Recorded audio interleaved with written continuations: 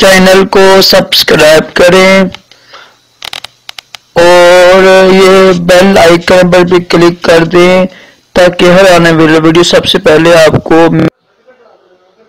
بسم اللہ الرحمن الرحیم۔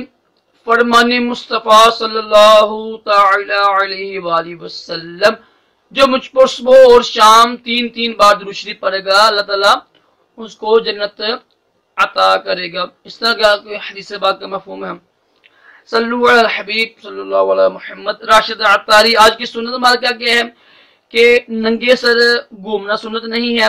کوشش کریں کہ ٹوپی یا امامہ شریف کی بہت زیادہ فضیلت ہے، امامہ شریف پہنا کرے۔ ننگے سے لوگ بیچارے نماز پڑھتے ہیں، ننگے سے نماز پڑھنا نبی پاک صلی اللہ علیہ وسلم نے پوری زندگی امامہ شریف کی ٹوپی پہنی ہے، ننگے سے آپ کا رہنا ثابت نہیں ہے، تو ننگے سے مت رہا کریں۔ ننگے سے نماز پڑھنا بھی مکروہ ہے جان بوجھ کر۔ اللہ تعالیٰ ہم سب کو بھی سنت پر عمل کرنے کی توفیق عطا فرمائے اور درود شریف پڑھنے کی بھی توفیق عطا فرمائے۔ راشد عطاری روحانی علاج لے کے پیش خدمت ہے۔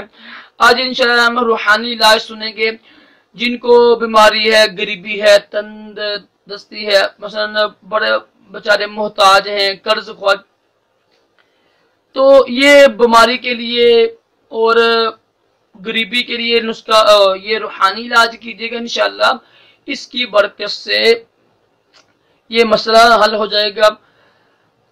یہ آپ نے نا بلا ناگا روزانہ پڑھنا ہے، 7 دن پڑھنا ہے آپ نے، اور ہر نماز کے بعد پڑھنا ہے، ہر نماز کے بعد پڑھنا ہے، 7 دن پڑھنا ہے۔